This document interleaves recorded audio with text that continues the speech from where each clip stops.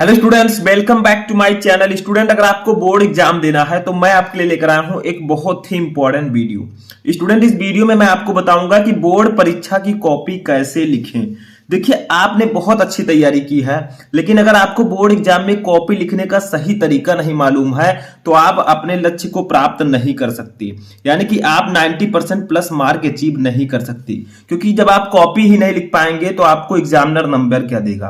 तो चलिए, इस वीडियो में मैं आपको बताऊंगा कि बोर्ड परीक्षा की कॉपी आप किस प्रकार लिखें ताकि आपको पूरा नंबर मिले। यानी कि आपको पूरी स्ट्रेटेजी मैं आपको बताने वाला हूं कि आप जब एग्जाम में बैठे तो आपको कॉपी किस प्रकार से लिखना है, स्टार्टिंग में किस प्रकार से लिखना है, ताकि बोर्ड एग्जाम में जो चेक करने वाला एग्जामिनर हो आपकी कॉपी, उसको आपकी कॉपी अट्रैक्टिव लगे। तो इस वीडियो को आप लोग लास्ट तक देखिएगा। देखिए, इससे पहले मैंने आपको बताया था कि 12th हिंदी की कॉपी कैसे लिखें। देखिए, कुछ इस प्रकार से मैंने बताया था। खंड का, उसके बाद में प्रश्नोत्तर संख्या आपको डालना है, इस प्रकार से ऑब्जेक्टिव का आंसर लिखना है। यहाँ पर प्रश्नोत्तर नंबर 2। आगे भी हमने कुछ आपको बताया था कि इस कॉपी में ऐसे 2 लाइन ड्रॉ करनी है साइड में, ताकि आपकी कॉपी और भी अच्छी दिखे। स्टार्टिंग के जो 2 पेजेस हैं, 2-3 पेजेस हैं, इसको बहुत ही सुंदर, बहुत ही अच्छे से लिखना है। ठीक है। उसके बाद में मैंने आपको और भी बताया था कॉपी में। तो देखिए, यहां पर मैंने प्रश्नोत्तर नंबर 3 भी बताया था। ठीक है, कि इस प्रकार से आपको गद्यांश सॉल्व करना है, संदर्भ कैसे लिखना है। ठीक है, और भी इसमें रेखांकित अंश की व्याख्या आपको गद्यांश में कैसे लिखनी है, सब कुछ मैंने आपको पहले ही बता दिया था। ठीक है, तो खंड का मैं आपको ऑलरेडी बता चुका हूं। अब इस वीडियो में मैं आपको जो बताऊंगा वो होगा हमारा 12th हिंदी का खंड खा। ठीक है, जो हमारा 12th हिंदी है उसमें जो हमारा खंड खा है, जिसमें आपके संस्कृत और व्याकरण आते हैं, तो इस वीडियो में मैं खंड खा जो आपका होता है उसको सॉल्व करना बताऊंगा। इससे कोई दिक्कत नहीं है, आप किसी भी सब्जेक्ट का अगर कॉपी लिख रहे हैं आपको इसी प्रकार से लिखना है। ठीक है, आप सब्जेक्ट पर मत जाइए कि मैं हिंदी के खंड खा को बता रहा हूं। आपको पैटर्न समझना है कि किस प्रकार से कॉपी आपको लिखना है। तो चलिए, स्टेप बाय स्टेप हम कॉपी लिखना स्टार्ट करते हैं। और अगर आप लोग चाहते हैं कि जो खंड का जो मैंने बताया है, अगर आप लोग उस वीडियो को भी देखना चाहते हैं तो लिंक मैं डिस्क्रिप्शन में दे दूंगा, वहां से जाकर आप उस वीडियो को भी देख सकते हैं। ठीक है, तो चलिए आज हम खंड खा के क्वेश्चंस को सॉल्व करते हैं। तो देखिए, यहां पर मैंने एक मॉडल पेपर लिया है। देखिए, ये रहा आपका मॉडल पेपर। ठीक है, हिंदी का।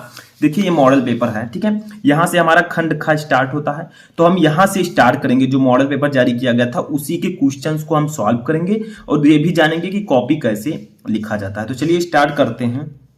तो देखिए, जब सबसे पहले आपको कॉपी मिलेगी, ठीक है, तो आपको करना क्या है, आपको जो कॉपी आपको मिली है उसके एक एक पेज में ऐसे 2-2 लाइन ड्रॉ कर लेनी है। ठीक है, जैसे यहां पर मैंने किया है। ठीक है, अब देखिए, आपको उसके बाद क्या करना है, अपना रोल नंबर अच्छे से डाल देना है, क्योंकि वही बेहद जरूरी है आपके लिए। ठीक है, तो देखिए, अब यहां से हम स्टार्ट करते हैं खंड खा सॉल्व करना। तो खंड खा का जो हमारा पहला प्रश्न है वो क्या है, प्रश्न नंबर 8 का। ठीक है, तो सबसे पहले हम क्वेश्चन पेपर में डालेंगे खंड खा। ठीक है, क्योंकि हम खंड खा सॉल्व कर लें तो यहां पर हम ऊपर डालेंगे खंड खा। ठीक है, का वाला अगर आपने नहीं देखा तो जाकर आप लोग देख लीजिएगा। ठीक है, तो यहां पर हमने खंड खा लिखा। अब हम लोग यूज करेंगे स्केल, यानी कि पटरी का। ठीक है, और यहां पर ऐसे लाइन ड्रॉ कर देंगे। ये देखिए, मैंने लाइन ड्रॉ कर दिया। अब आपको डालना है प्रश्नोत्तर संख्या। देखिए, यहां पर प्रश्न नंबर 8 का है ये, तो हम डालेंगे प्रश्नोत्तर संख्या।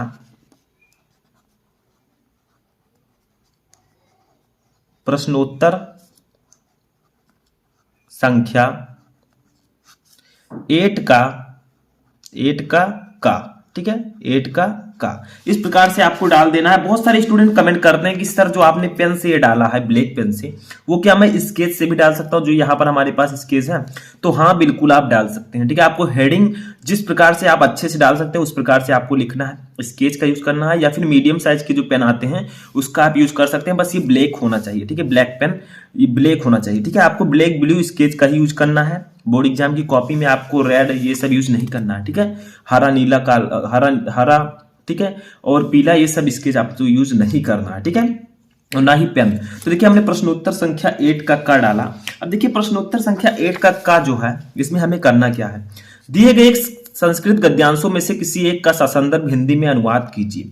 यानी कि आपको 2 गद्यांश दिए जाएंगे। एक तो आपके सामने है, देखिए, महामना विद्वान वक्ता, यहां से लेकर यहां तक। ठीक है, या यहां पर अथवा लगा है, देखिए अथवा लगा है, ये नहीं कर सकते तो ये वाला कर दीजिए, यहां से लेकर यहां तक। यानी कि 2 गद्यांश आपको दिए जाएंगे, जो आपको पता है आपको उसको सॉल्व करना है। ठीक है, तो हम सॉल्व करेंगे सबसे पहला वाला। देखिए, 7 नंबर का रहेगा, हम इसी को सॉल्व करेंगे। महामना विद्वान वक्ता धार्मिको नेता पत्र पत्रकार आसीत परमस्य सर्वोच्च गुण जन सेवय आसीत यत्र कुत्रापि अयम जनानाम दुखितान पीड्यमास पश्चात तत्रैव स शीघ्र में उपस्थितः सर्वविधम सहायम्यश्च अकरोत् प्राणी सेवा अस्य स्वभाव एवं सीत। ठीक है, तो अब यहाँ पर हम क्या करेंगे, जब हमें ये वाला गद्यांश सॉल्व करना है तो एग्जामिनर क्या सोचेगा कि आपने कौन सा किया, तो हम ये वाला कर रहे हैं अथवा वाला नहीं कर रहे हैं, तो हम क्या करेंगे, यहाँ पर हम महामना लिखकर और जो लास्ट में एवा सीत है, ठीक है, देखिए जैसे हम ये सॉल्व कर रहे हैं तो हम पहले महामना लिख देना है, महामना। ठीक है, फिर आपको डॉट डॉट ऐसे ऐसे कर देना। इससे होगा क्या कि एग्जामिनर को पता चल जाएगा कि हम इस बच्चे ने इसी गद्यांश को सॉल्व किया है। ठीक है, तो हमने महामना लिखकर इस प्रकार से एवा सीत लिख दिया, लास्ट वाला जो वर्ड है। ठीक है, इस प्रकार से लिख देना है। समझ में आया? अब आपको करना क्या है, देखिए यहाँ पर लिखा है सीधा सीधा कि दिए गए एक संस्कृत गद्यांशों में से किसी एक का संदर्भ सहित हिंदी में अनुवाद कीजिए। सबसे पहले आपको संदर्भ लिखना है कि ये किस पाठ से लिया गया है, ठीक है, तब हिंदी में इसका अनुवाद करना है। तो चलिए संदर्भ लिखते हैं। तो यहां पर एक छोटा सा हेडिंग हम डालेंगे, संदर्भ।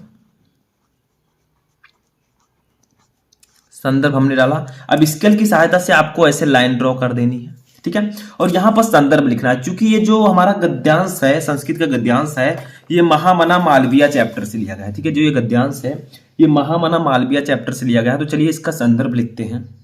तो इसका संदर्भ हम लिखेंगे प्रस्तुत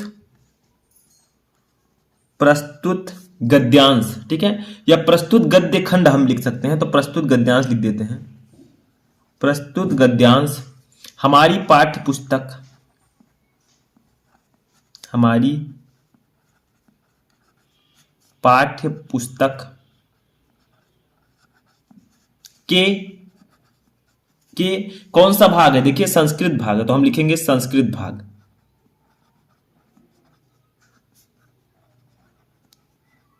संस्कृत भाग में संकलित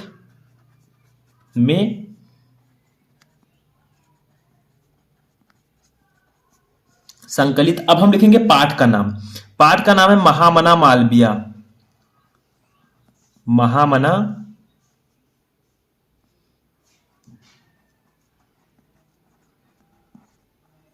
मालवीय। ठीक है, आपको अच्छे से राइटिंग से लिखना है। तो महामना मालवीय नामक पाठ से अवतरित है, नामक पाठ से अवतरित है। अब देखिए यहां पर ये कहा गया कि प्रस्तुत गद्यांश हमारी पाठ्य पुस्तक के संस्कृत भाग में संकलित महामना मालवीय पाठ नामक पाठ से अवतरित है। ठीक है, अब कॉपी लिखना मैं आपको बता रहा हूं। मान लीजिए किसी और सब्जेक्ट का आप लिख रहे हैं तो यहाँ पर प्रश्नोत्तर संख्या ऐसे ही आपको डालना है। ठीक है, समझ में आ रहा है? अब इसका आपको संदर्भ सहित अनुवाद करना था, जो हमें दिया गया था यहाँ पर गद्यांश जो दिया गया था। चलिए देखते हैं कौन सा है। तो यहाँ पर जो हमें महामना मालवीय वाला गद्यांश दिया गया है, देखिए ये, इसका आपको हिंदी में अनुवाद भी लिखना है। तो यहाँ पर मैंने लिख रखा है, देखिए, महामना विद्वान वक्ता धार्मिको नेता पट्टु पत्रकाराश्चित, यानी कि जो महामना मालवीय जी हैं वो विद्वान, वक्ता का मतलब लेक्चरर, भाषण करता, ठीक है, धार्मिक नेता एवं कुशल पत्रकार थे। किंतु इनका सर्वोच्च गुण जन सेवा ही था। जहां कहीं भी ये लोगों को दुखित और पीड़ित देखते थे वहीं शीघ्र उपस्थित होकर सब प्रकार की सहायता करते थे। प्राणियों की सेवा ही इनका स्वभाव था। ठीक है, तो इस प्रकार से आपको अनुवाद हेडिंग डालकर इसको लिख देना है। ठीक है, ये आपका 7 नंबर बिल्कुल पक्का हो जाएगा। ऐसे ही अगर आप लिखेंगे, मैं यही कहूंगा कि आप लोग स्टार्टिंग की जो 3 पेजेस हैं, आप किसी भी सब्जेक्ट को कर रहे हैं उसको बहुत ज्यादा सुंदर लिखें, उसको अट्रैक्टिव लिखें, ताकि एग्जामिनर जब आपकी कॉपी चेक करे तो उसको नंबर देने में कोई भी दिक्कत ना हो, प्रॉब्लम ना हो। ठीक है, ये समझ में आ गया। अब चलिए हम नेक्स्ट क्वेश्चन इसका सॉल्व करते हैं, जो हमारा प्रश्नोत्तर नंबर 8 का खा है। देखिए ये प्रश्नोत्तर नंबर 8 का खा है। ये क्या है, दिए गए पद्यांशों में से किसी एक का ससंदर्भ हिंदी में अनुवाद कीजिए। वहां पर गद्यांश था, यहाँ पर पद्यांश है। ठीक है, तो यहाँ पर 2 पद्यांश दिए गए हैं। एक ये, मान लीजिए नहीं पता है तो इसको कर दीजिए ये वाला।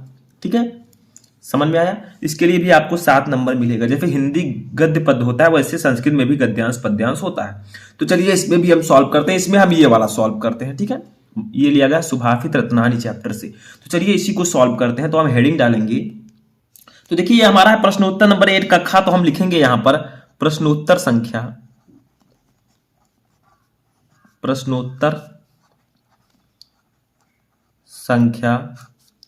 8 का खा। ठीक है, 8 का ये खा है, तो हम इस प्रकार से लिखेंगे और इसको स्केल की सहायता से इसको हम अंडरलाइन कर देंगे, देखिए इस प्रकार से। ठीक है, अब इसमें भी सेम वही प्रोसेस, हम दोनों में से एक को कर रहे हैं। देखिए हम कौन सा कर रहे हैं, ऊपर देखिए पेपर में। ठीक है, हम कर रहे हैं ये वाला, परोक्षे कार्य हंतारम प्रत्यक्षे प्रिय वादिनम वर्जेता दृशाम मित्र विस्कुंभम पयोमुखम। ठीक है, तो इस प्रकार से हम इसे कर रहे हैं, तो इसको भी हम क्या करेंगे, इस प्रकार से लिखेंगे,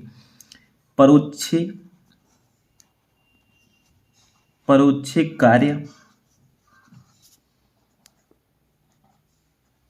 हंतारम। ठीक है, हंतारम इस प्रकार से। ठीक है, अब डॉट डॉट लिखेंगे, ध्यान से समझिएगा, कॉपी लिखना आपको आना चाहिए, तभी आप लोग एग्जाम में अच्छा मार्क ला पाएंगे। ठीक है, तो इस प्रकार से लिखेंगे, तो पयोमुखम, पयो इसमें मुजम लिखा है लेकिन पयोमुखम रहेगा। ठीक है, तो पयोमुखम। ठीक है, इस प्रकार से आपको पहले लिख देना है ताकि एग्जामिनर को पता चल सके कि आपने इस पद्यांश को सॉल्व किया है। अब यहां पर हम क्या करेंगे, यहां पर भी संदर्भ हमें लिखना है, तो हेडिंग डालेंगे छोटा सा संदर्भ। संदर्भ पहले लिखेंगे, किस पार्ट से लिया गया है, तो इस संदर्भ पहले लिख देते हैं। तो सेम वही प्रोसेस है, चलिए लिखते हैं। तो हम लिखेंगे प्रस्तुत। ठीक है, क्या लिखेंगे हम लोग, प्रस्तुत पद्यांश, प्रस्तुत पद्यांश हमारी पाठ्य पुस्तक, हमारी पाठ्य पुस्तक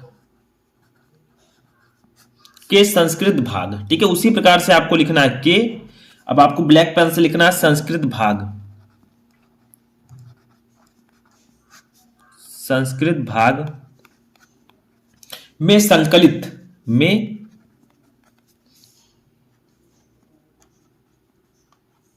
संकलित। अब आपको लिखना है पाठ का नाम, बताइए पाठ का नाम क्या, सुभाषित रत्नानी। इसको ब्लैक पेन से लिखना, याद रखिएगा, जो पाठ का नाम है उसको ब्लैक पेन से लिखना है, संस्कृत भाग को भी ब्लैक पेन से लिखना है। तो सुभाषित रत्नानी नामक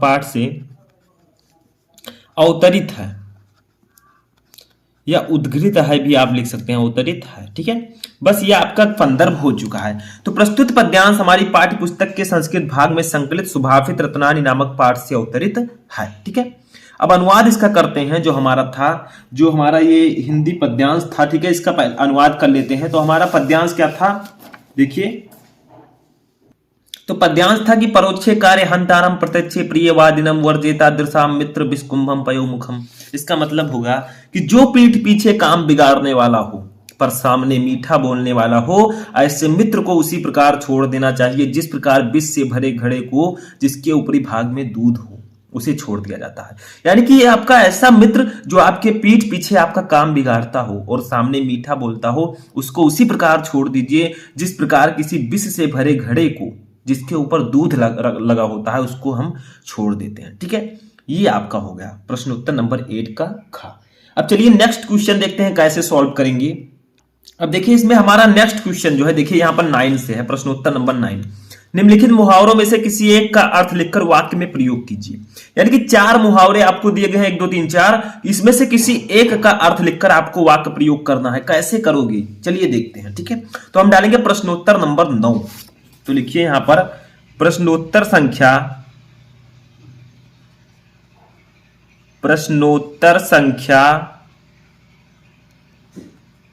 9। ठीक है, प्रश्नोत्तर संख्या 9।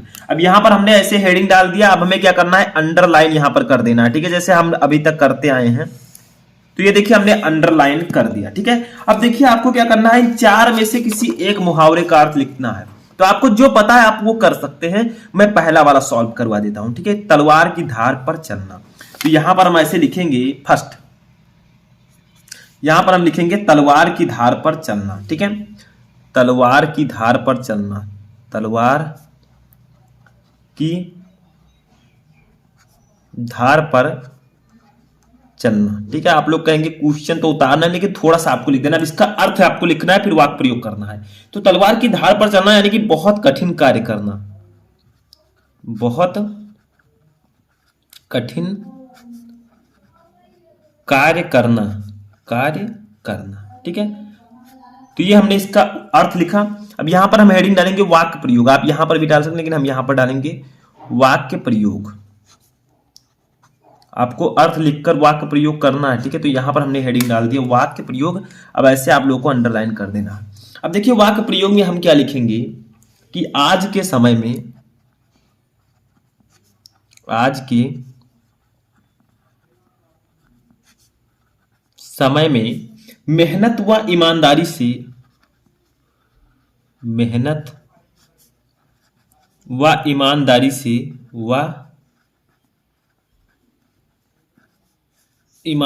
से, ठीक है, पैसे कमाना, मेहनत व ईमानदारी से पैसे कमाना तलवार की धार पर चलने के समान है, ठीक है। तलवार की धार पर चलने के समान है, ठीक है। तो वाक्य प्रयोग हमने क्या किया, आज के समय में मेहनत व ईमानदारी से पैसे कमाना तलवार की धार पर चलने के समान है। यानी कि तलवार की धार पर चलना, इसका अर्थ होगा बहुत कठिन कार्य करना। तो आज के समय में मेहनत व ईमानदारी से पैसे कमाना बहुत कठिन काम है, तलवार की धार पर चलने के समान है, ठीक है। तो इस प्रकार से आपको वाक्य प्रयोग करना है। प्रश्नोत्तर नंबर 9 में सिर्फ एक क्वेश्चन हमें सॉल्व करना था। देखिए लिखा था कि किसी एक का अर्थ लिखकर वाक्य में प्रयोग कीजिए, ठीक है। अब प्रश्नोत्तर नंबर 10 का आता है, ये है संधि विच्छेद, ठीक है, जो कि बहुविकल्पीय प्रश्न है। तो लिखेंगे प्रश्नोत्तर नंबर 10 का हेडिंग डालेंगे, 2 क्वेश्चन आपको यहां पर दिए जाएंगे, ठीक है। तो हम लिखेंगे प्रश्नोत्तर संख्या 10 का, ठीक है। तो यहां पर आप लोग लिखिए प्रश्नोत्तर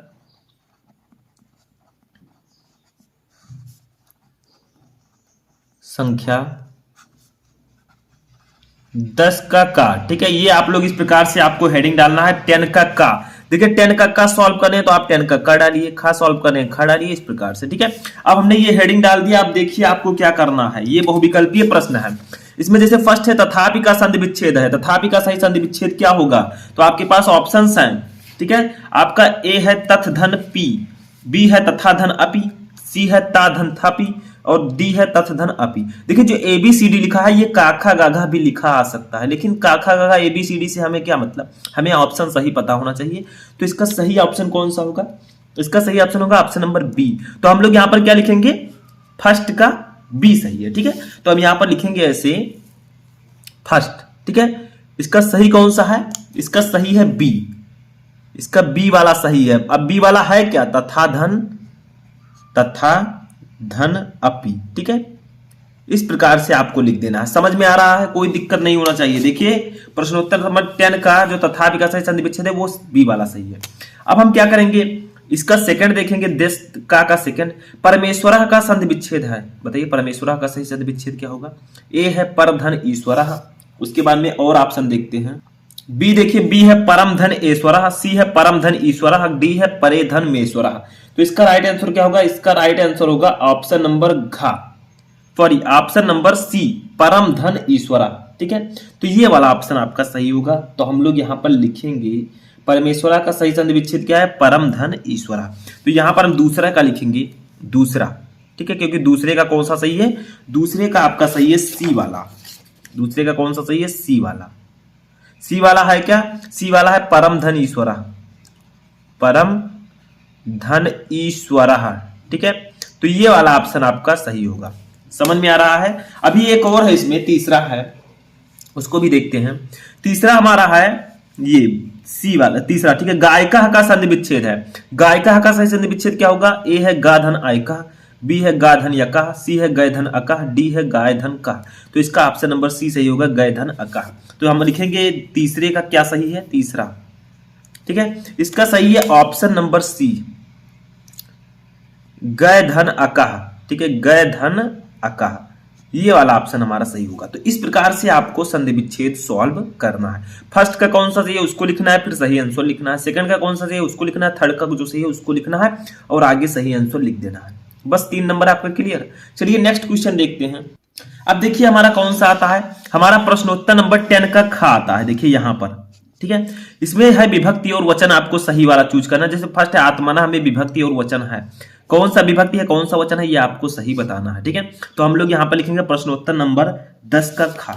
ठीक है, तो यहां पर आपको हेडिंग डालना है प्रश्नोत्तर संख्या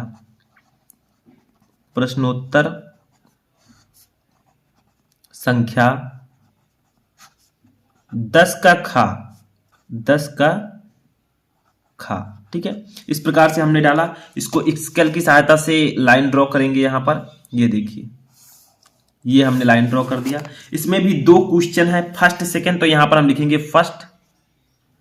ठीक है, ये हमने लिख दिया फर्स्ट, और एक आपका है सेकंड वाला, तो यहां पर हम लिखेंगे सेकंड। दोनों का सही आंसर क्या होगा उसको देखते हैं। तो देखिए यहां पर आपका जो फर्स्ट है आत्मना में विभक्ति और वचन है, कौन सी विभक्ति है कौन सा वचन है। तो देखिए यहां पर 2 ऑप्शन हमारे सही है, एक का वाला सही है ए वाला, ठीक है, और एक हमारा डी वाला भी सही है। ये दोनों सही है, आपके मॉडल पेपर में दोनों दिया गया है तो दोनों सही है। ठीक है, क्योंकि षष्ठी विभक्ति एक वचन भी है आत्मना में और पंचमी विभक्ति एक वचन भी है, तो हम लिखेंगे ए और डी। ठीक है, हम यहां पर लिख देंगे ए तथा डी। ठीक है, अब आगे आप लोग लिख सकते हैं दोनों ऑप्शंस को। देखिए ए वाला कौन सा है, षष्ठी विभक्ति एक वचन, और बी वाला है पंचमी विभक्ति एक वचन। तो यहां पर हम लिख देंगे षष्ठी विभक्ति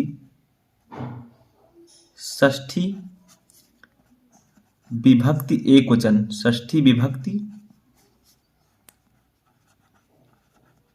एक वचन तथा, ठीक है, पंचमी विभक्ति एक वचन, पंचमी विभक्ति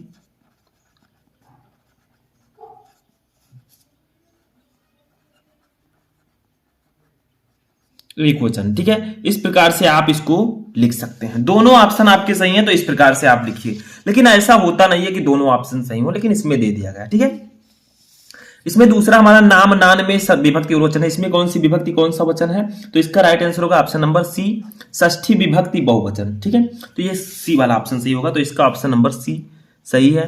षष्ठी विभक्ति बहुवचन। ठीक है, बहुवचन, तो ये वाला ऑप्शन आपका सही है। तो इस प्रकार से आपको लिख देना है। ठीक है, अब चलिए नेक्स्ट क्वेश्चन हम देखते हैं। प्रश्न नंबर 11 हमारा है।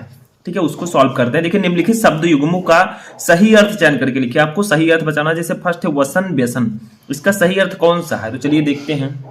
तो देखिए ये हमारा प्रश्नोत्तर नंबर 11 है। ठीक है, प्रश्नोत्तर नंबर, ठीक है, तो ये हमारा प्रश्न नंबर 11 का ये का है। ठीक है, यहां पर का रहना चाहिए, तो का है। निम्नलिखित शब्द युग्मों का सही अर्थ चयन करके लिखिए। आपको सही अर्थ बताना। जैसे वसन व्यसन, इसका सही अर्थ क्या होगा, जो पहले उसका अर्थ पहले, जो बाद में उसका अर्थ बाद में। तो ए है विवश और व्याकुल, बी है कवच और भोजन। तो सबसे पहले आपको डालना है प्रश्नोत्तर संख्या 11 का। ठीक है, प्रश्नोत्तर संख्या 11 का। ठीक है, ऐसे आपने डाला। अब आपको स्केल की सहायता से इसको ड्रॉ कर देना है, यानी कि अंडरलाइन कर देना है। तो कर देते हैं इसको हम ऐसे। तो ये देखिए हमने अंडरलाइन कर दिया। ठीक है, अब आपको यहां पर इसका आंसर लिखना है। तो देखिए इसमें जो हमारा सही आंसर क्या होगा फर्स्ट का, देखिए 2 ऑप्शन मैंने बताया। सी वाला ऑप्शन है वस्त्र और आदर, डी वाला है विस्तार और अवधि। तो इसका फर्स्ट जो क्वेश्चन है, ठीक है, यहां पर ब्लैक पेन का यूज करेंगे। फर्स्ट क्वेश्चन, इसका सही आंसर क्या होगा, इसका सही आंसर हो जाएगा ऑप्शन नंबर सी। ठीक है, ऑप्शन नंबर सी। अब ऑप्शन नंबर सी क्या है, वस्त्र और आदत, वस्त्र और आदत। ठीक है, तो ये वाला ऑप्शन हमारा सही होगा, ऑप्शन नंबर सी। देखिए यहां पर दिया गया ऑप्शन नंबर सी, वस्त्र और आदत। अब इसका सेकंड देखिए, अंबुज अम्बुद, इसका सही अर्थ क्या होगा, तो इसका सही अर्थ हो जाएगा ऑप्शन नंबर सी, कमल और बादल, कमल और बादल। तो दूसरे का भी हमारा सी वाला ऑप्शन सही होगा, तो लिखेंगे दूसरा का। इसका भी कौन सा ऑप्शन सही है, सी वाला। ठीक है, इसका सी वाला ऑप्शन क्या है, कमल और बादल, कमल और बादल। ठीक है, लिख दिया आपने। अब देखिए हमारा अगला क्वेश्चन आता है, यहां पर खा, 11 का खा है। निम्नलिखित शब्द युग्मों में से किसी एक शब्द के 2 अर्थ लिखिए। चारों में से किसी एक शब्द के 2 अर्थ लिखना है, कि पर्यायवाची शब्द लिखना है। तो हम यहां पर हेडिंग यहां पर भी डालेंगे प्रश्नोत्तर संख्या प्रश्नोत्तर संख्या 11 का खा। ठीक है, 11 का खा। यहां पर भी आपको स्केल की सहायता से ऐसे अंडरलाइन कर देना है। ठीक है, स्केल यूज करना है आपको अच्छे से। ठीक है, अब यहां पर इसका सही आंसर क्या होगा, जैसे आपको इसमें पर्यायवाची शब्द लिखना है, तो जो आपको पता है उसको आप लोग कर सकते हैं। कौन सा पता है आपको? अंबर का पता है, पट, विधि, नाग, किसका पता है? तो आपको जिसका पता हो वो आप कर सकते हैं। तो मैं यहां पर अंबर का बता देता हूं। ठीक है, अंबर, अंबर के दो अर्थ लिख देता हूं। अंबर, तो अंबर का आप लिख सकते हैं, एक लिख सकते हैं आकाश और एक लिख सकते हैं वस्त्र। ठीक है, ये दोनों इसके पर्यायवाची शब्द हैं। एक शब्द के दो अर्थ हैं। बस इतना ही आपको करना है, चार में से सिर्फ एक। अब प्रश्नोत्तर नंबर 11 का गा है, निम्नलिखित वाक्यांशों के लिए एक शब्द का चयन कीजिए। जैसे देखिए, जो आंखों के सामने उसे हम एक शब्द में क्या कहते हैं, तो हम डालेंगे प्रश्नोत्तर नंबर 11 का गा। ठीक है, तो यहां पर लिखेंगे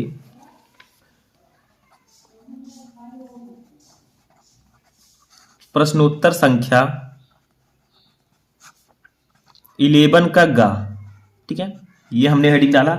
अब इसके नीचे भी अंडरलाइन हम कर देंगे। ठीक है, आपको अच्छे से ध्यान से लिखना स्टेप बाय स्टेप। तो ये देखिए हमने अंडरलाइन कर दिया। ठीक है, अब यहां पर आपको सही अर्थ बताना है कि इसका सही अर्थ क्या होगा। तो देखिए, जो आंखों के सामने उसे हम लोग कहते हैं प्रत्यक्ष, बी। ठीक है, ये वाला आपका सही होगा। ठीक है, और दूसरा हमारा इसमें है जानने की इच्छा रखने वाला, उसे हम कहते हैं जिज्ञासु, सी। तो हम लोग लिखेंगे फर्स्ट का बी और सेकंड का सी। ठीक है, तो यहां पर हम लोग लिखेंगे फर्स्ट का कौन सा सही है, बी वाला सही है। ठीक है, बी वाला है क्या, प्रत्यक्ष। उसके बाद में सेकंड का कौन सा सही है, सेकंड का हमारा सी वाला सही है, जो कि है जिज्ञासु। ये वाला ऑप्शन हमारा सही होगा। ठीक है, तो ये भी हमारा हो गया। अभी और भी क्वेश्चंस हैं, उसको भी कुछ सॉल्व कर लेते हैं। तो प्रश्नोत्तर नंबर 11 का गा तक हम कर चुके हैं। चलिए नेक्स्ट क्वेश्चन सॉल्व करते हैं। तो अब आता है हमारा प्रश्नोत्तर नंबर 11 का घा। निम्नलिखित में से किन्हीं दो वाक्यांशों को शुद्ध करके लिखिए। इन चार में से किन्हीं दो वाक्यों को आपको शुद्ध करना है, वाक्य संशोधन। ठीक है, यानी कि कुछ गलतियां इन वाक्यों में उनको सही करके लिखिए। जैसे फर्स्ट देखिए, चलिए डालते हैं प्रश्नोत्तर नंबर 11 का घा।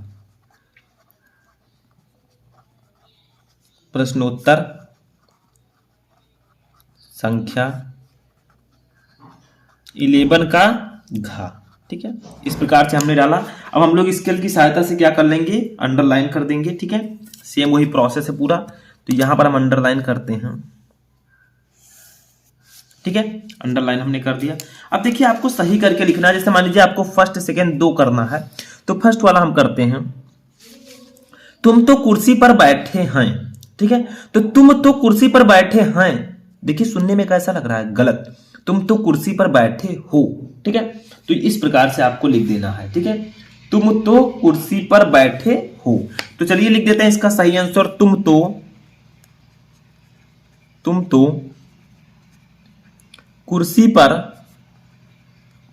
पर बैठे हो, बैठे हो। ठीक है, ये सही होगा। दूसरा कोई सॉल्व कर लीजिए, बताइए कौन सा करेंगे आप लोग, कौन सा आपको पता है। तो देखिए हम ये वाला कर लेते हैं, सम्मेलन में कवयित्री ने भाग लिया है। ठीक है, ये ऊपर वाला क्या होगा, इस सरोवर में अनेकों कमल खिले हैं, तो अनेकों के स्थान पर अनेक कर दीजिए। ठीक है, चलिए यही सॉल्व कर लेते हैं। तो लिखेंगे इस सरोवर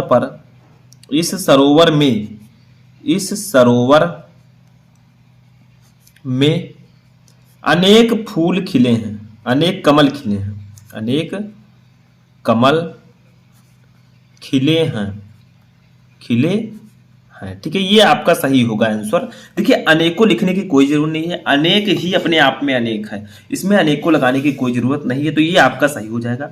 इसमें आप लोग कवित्री को थोड़ा सा सही कर दीजिए, इस प्रकार से लिख दे कवित्री, ये सही होगा। ठीक है, यहाँ पर कृपया अनुमोदन करने की कृपा करें, तो यहाँ पर ये आप लोग कृपया मत लगाइए, अनुमोदन करने की कृपा करें। ठीक है, तो यहाँ पर इतना मैंने बता दिया। अब अगर आप 12 का सॉल्व करेंगे तो आप प्रश्नोत्तर नंबर 12 का डाल दीजिए, प्रश्नोत्तर संख्या 12 का सॉल्व कर लीजिए। ठीक है, तो इस प्रकार से आप लोग पूरी कॉपी लिख सकते हैं। तो यहाँ पर यही हमारा वीडियो समाप्त होता है। आई होप कि आपको ये वीडियो अच्छा लगा होगा और आपको कॉपी लिखना भी समझ में आ चुका होगा। अगर आपने खंड का वाला नहीं देखा तो उसको भी आप लोग जाकर देख सकते हैं। तो अब आप लोग बोर्ड एग्जाम में जाएंगे तो कॉपी लिख सकते हैं या नहीं, कमेंट बॉक्स में बताएं। हम मिलेंगे नेक्स्ट वीडियो में नेक्स्ट टॉपिक के साथ। तब तक आप लोग अपनी तैयारी करते रहें।